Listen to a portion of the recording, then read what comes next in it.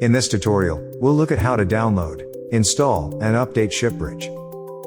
Open support.sellercloud.com and download the latest version of Shipbridge. Wait for the download to finish and install the file.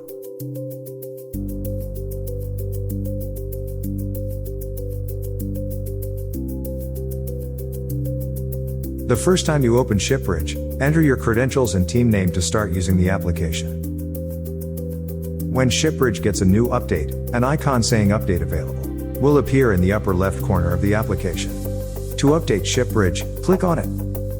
A pop-up window asking you if you want to download and run the update will appear. Click Yes.